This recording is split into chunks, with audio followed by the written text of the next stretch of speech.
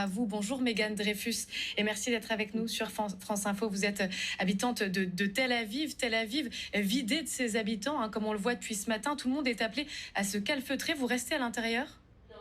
Complètement, oui, on est calfeutré. Alors déjà, Tel Aviv est vidée de ses habitants par deux manières. La première, c'est que les hommes sont partis au front. Les hommes entre 25 et 35 ans qui ont été rappelés sont partis au front. Il reste des femmes, des enfants, des vieillards, les personnes qui ne peuvent pas partir.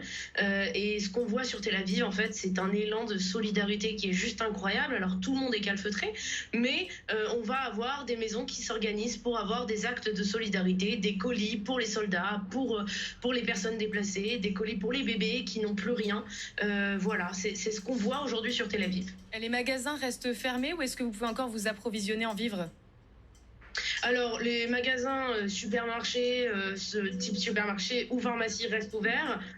Tous les autres magasins, évidemment, qui sont pas de première nécessité, restent fermés. Pour la simple et bonne raison que les responsables de ces magasins sont au front. Et oui, c'est ce que j'allais vous poser comme question. Tout le monde dans son entourage en Israël connaît quelqu'un qui est mobilisé en ce moment ?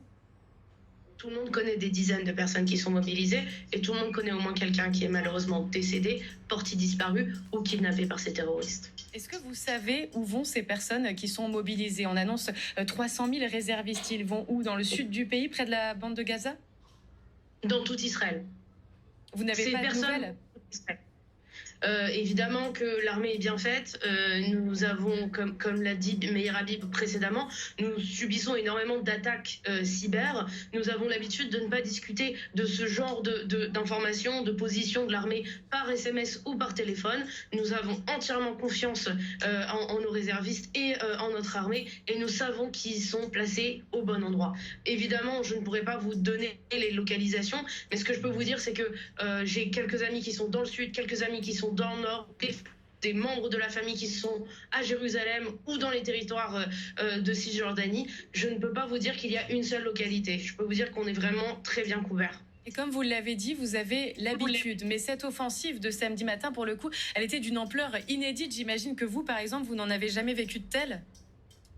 Jamais. Alors c'est vrai qu'on a l'habitude évidemment des roquettes et des tirs de missiles, d'entendre la sirène et de partir en courant. Ça, malheureusement, en 10 ans que je suis en Israël, j'en ai vécu plusieurs dizaines, peut-être même plusieurs centaines d'annonces comme ça. Par contre, des infiltrations où les civils sont clairement les cibles de ces attaques et non pas des dommages collatéraux, tout comme ISIS l'a fait en France ou dans d'autres, ou pendant le Bataclan ou dans d'autres endroits, c'est quelque chose que je n'ai jamais vu. Non. Justement, comment ça s'est passé à Tel Aviv ? Est-ce que vous avez été témoin d'actes comme ça de barbarie ? À Tel Aviv, nous sommes évidemment témoins d'actes de barbarie quasiment tous les mois. C'est-à-dire que le dernier attentat qu'on avait à Tel Aviv, c'était il y a peut-être 2 ou 3 mois. C'est évidemment qu'aujourd'hui, même si on appelle ça la bulle, on est moins touché que les autres localités dans le sud ou dans le nord qui sont proches des frontières. Mais malheureusement, il n'y a personne qui est né à Tel Aviv et qui est resté à Tel Aviv. Il faut comprendre que Israël a la taille d'une région ou d'un département plutôt grand en France. Donc le nord ou le sud, c'est pas non plus c'est pas comme Brest et Biarritz ou Bordeaux et Lyon par exemple. Tout est à côté et la personne qui vit à Tel Aviv est née dans le sud ou a sa famille dans le sud.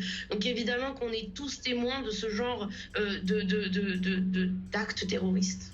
Alors justement, vous avez parlé du Sud, Mégane Dreyfus, on vient vers vous dans un instant. Mais à Tel Aviv, est-ce que vous avez aussi des chambres sécurisées comme ça pour vous mettre à l'abri ?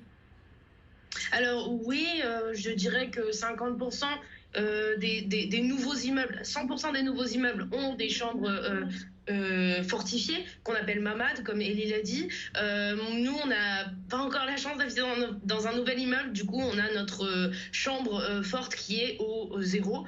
Donc à chaque sonnerie, on a 1 minute pour descendre avec notre bébé les 2 étages qui nous séparent de la chambre de sécurité. Une fois qu'on rentre dans cette chambre de sécurité, on doit fermer la porte, attendre les booms, les 2 booms en général. Donc ce sont les booms que l'on appelle les booms du dôme de fer, qui sont en fait les missiles qui interceptent les missiles qui sont envoyés par les terroristes. Et il faut attendre en général une dizaine de minutes, car Comme on l'a vu hier, il y a énormément de débris qui tombent de ces missiles-là. Ces missiles sont bourrés de vis et de boulons pour faire un maximum de victimes. Donc il faut faire très attention de ne pas sortir immédiatement après le boom, mais bien rester pour être sûr de n'avoir aucun, de ne pas être blessé, de ne pas avoir aucun débris sur la tête. À Jérusalem, Eli Kling, du coup, même situation à peu près chez vous. En quoi cette attaque, depuis samedi, elle est inédite de votre côté? Vous avez dû en vivre des centaines de sirènes d'alarme comme ça dans votre vie.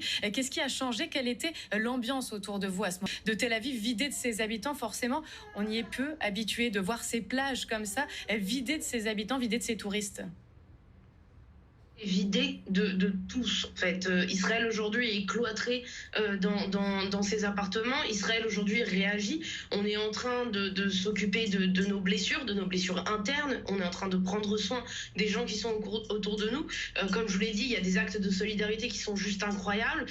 Mais je peux vous dire que la rage monte. La rage monte et on demande justice. On demande à ce qu'on trouve les responsables qui ont été capables d'un tel massacre. On parle aujourd'hui de plus de 700 morts. C'est à l'échelle de la France, c'est plus de 20 000 morts. Est-ce que vous imaginez perdre 20 000 personnes en une journée? Mais c'est juste incroyable. C'est juste incroyable. Yann Dreyfus et Eli Kling.